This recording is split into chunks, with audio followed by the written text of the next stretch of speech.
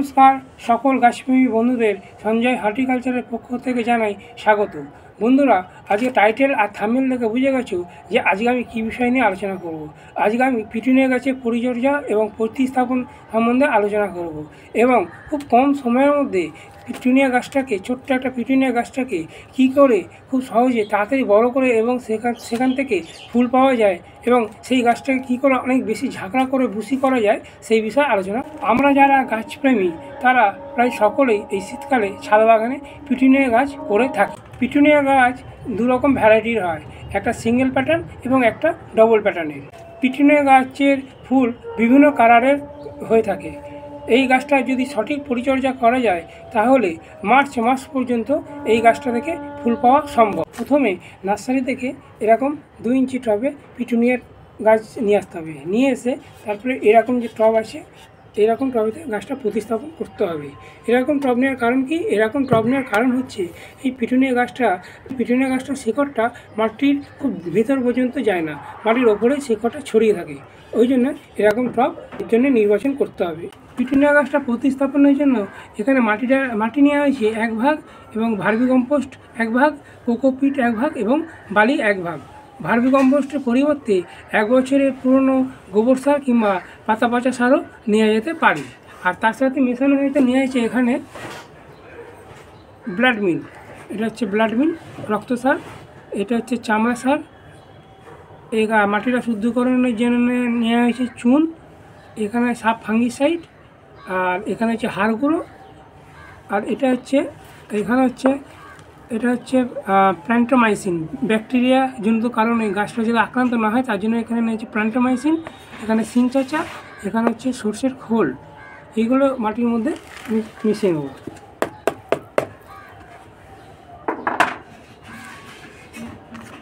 মিশিয়ে গাছটাকে প্রতিস্থাপন আমি করে দেবো। এই যে ছোটো ছোটো পটের গাছগুলো লাগানো আছে সেগুলোকে হালকা এরকম টোকা দিলেই গাছগুলো এরকম বেরিয়ে আসে।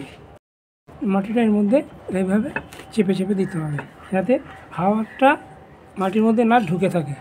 ভালো করে একটা বেড তৈরি করে দিতে হবে এটাতে মাটিটা।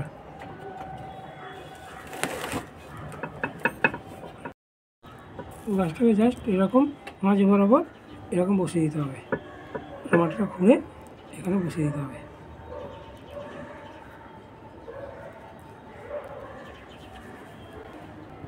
এগুলো একদম ঢালু করে দিতে হবে যাতে যখন জল দেবো এই টবের ধার বরাবর জলটা দিয়ে দেবো। এতে কী হবে, গাছের গোড়াতে জলটা জমবে না। টবের ধার বরাবর হালকা করে এরকম জল দিয়ে দিতে হবে, হালকা করে, যেন পাতাতে যেন জলটা না লাগে। পাতাতে জল লাগলে কী হবে, ফাঙ্গাসের আক্রমণের সম্ভাবনাটা অনেক বেশি হয়ে যাবে। সেইভাবে জলটা দিয়ে এই গাছটাকে এবার আমি 1 সপ্তাহ ছায়াযুক্ত জায়গাতে রেখে দেবো। তারপরে এই গাছটাকে আমি ফুল সানলাইটে, যেখানে 7 থেকে 8 ঘন্টা রোদ্দুর আসে, সেরকম জায়গায় গাছটাকে আমি রেখে দেবো। 2টো পিটুনিয়া গাছকে প্রতিস্থাপন করে দিলাম। প্রতিস্থাপন করে দেওয়ার পরে আমি এই গাছ দুটোকে 1 সপ্তাহ ছায়াযুক্ত জায়গায় রেখে তারপরে যেখানে ফুল সানলাইট থাকে, মানে যেখানে 7 থেকে 8 ঘন্টা রোদ্দুর আসে, এরকম জায়গায় গাছ দুটোকে আমি রেখে দেবো। শুধু এই পিটুনিয়া গাছ বলে নয়, শীতকালীন সব গাছ যেখানে 7 থেকে 8 ঘন্টা রোদ্দুর আসে সেরকম জায়গায় রাখতে হবে। কারণ শীতকালীন ফুল গাছেতে প্রচুর পরিমাণে কালারিং সব ফুল আসে এবং কালারিং ফুল পেতে গেলে প্রচুর এনার্জি দরকার হয়। ওই জন্য শীতকালের সব গাছগুলোকে যেখানে 7 থেকে 8 ঘন্টা রোদ্দুর আসে সেরকম জায়গাতে গাছগুলোকে রাখতে হবে। এটা গেল পিটুনিয়া গাছের আলোর ব্যবস্থাপনা। এবার পিটুনিয়া গাছে কী ধরনের জল দিতে হবে? পিটুনিয়া গাছ জল খুব একটা বেশি পছন্দ করে না। যখন ওপরে যে মাটিটা যখন শুকনো হয়ে যাবে তখনই এই গাছেতে জল দিতে হবে। আর বেশি জল দিয়ে দিলে কী হবে, বেশি জল দিলে গাছের শিকড়গুলো পচে যাবে এবং গাছটা পরে মারা যাবে। ওই জন্য যখন ওপরে মাটিটা শুকিয়ে যাবে তখনই এই পিটুনিয়া গাছে জল দিতে হবে। যখন এই গাছে জল দেওয়া হবে তখন যাতে পাতাগুলো না ভেজে, ওই জন্য পাতাগুলো এরকমভাবে তুলে এই চারপাশে জল দিয়ে দিতে হবে। এটা গেল পিটুনিয়া গাছের জলের ব্যবস্থাপনা। এবং এই পিটুনিয়া গাছের খাবার কি দিতে হবে? পিটুনিয়া গাছ খেতে খুবই ভালোবাসে, নাইট্রোজেনযুক্ত খাবার খেতে খুবই ভালোবাসে। ওই জন্য সপ্তাহে 2বার করে সর্ষের খোল পচা জল এই গাছে দিতে হবে। সর্ষের খোল পচা জলটা কী করে দিতে হবে, সে 250 গ্রাম মতো সর্ষের খোল নিতে হবে, নিয়ে 1 লিটার জলের মধ্যে 7 দিন মতো পচাতে হবে এবং 6 দিনের মাথাতে এটাতে 10-26 যে চা যে খাই সেই চামচে 1 চামচ 10-26 দিয়ে দিতে হবে। দিয়ে 7 দিনের মাথায় জলটা 1 লিটার জলটাকে 10 লিটার জলের সাথে মিশিয়ে প্রত্যেকটা গাছে 250 ml করে দিয়ে দিতে হবে। দিলেই গাছটা খুব তাড়াতাড়ি বৃদ্ধি পাবে এবং গাছটার পাতাগুলো খুব সুন্দর সবুজ চকচকে থাকবে।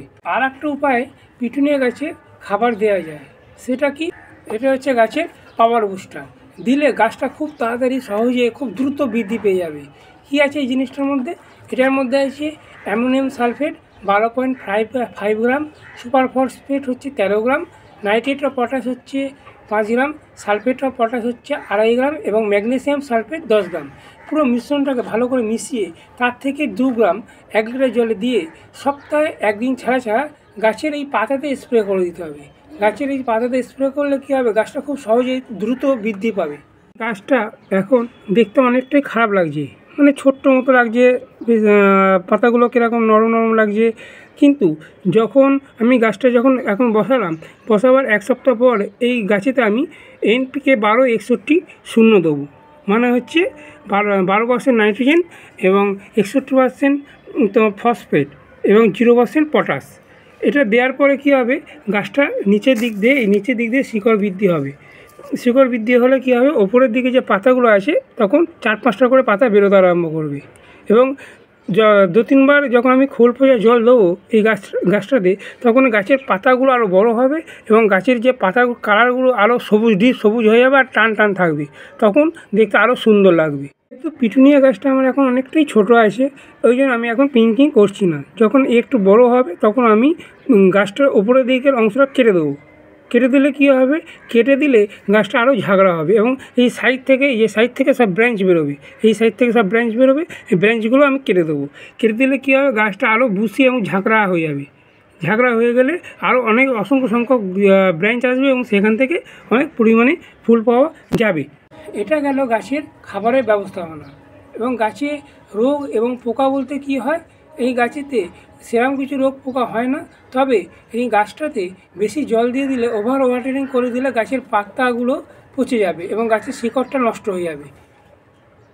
আর গাছে পোকা বলতে এই গাছেতে সেরকম কিছু পোকামাকড় হয় না, আক্রমণ হয় না, তবে মাসে 1 বার করে পেস্টিসাইড দেওয়াটা জরুরি। তার জন্য সুপার সোনাটা আছে, কনফিডার আছে, টাপগড় আছে, এইগুলো কী করতে হবে, 1 লিটার জলে 30 ফোঁটা দিয়ে সন্ধ্যের দিকে স্প্রে করে দিতে হবে। এটা করতে হয় মাসে 1 বার। আর ফাঙ্গিসাইড দিতে হবে, এটাও মাসে 1 বার। 1 লিটার জলে 2 গ্রাম দিয়ে সকালের দিকে এটা স্প্রে করে দিতে হবে। ফাঙ্গিসাইডটা দিয়ে দিলে কোনো রকম রোগ পোকা বা কোনো রকম ফাঙ্গাসের আক্রমণ হবে না।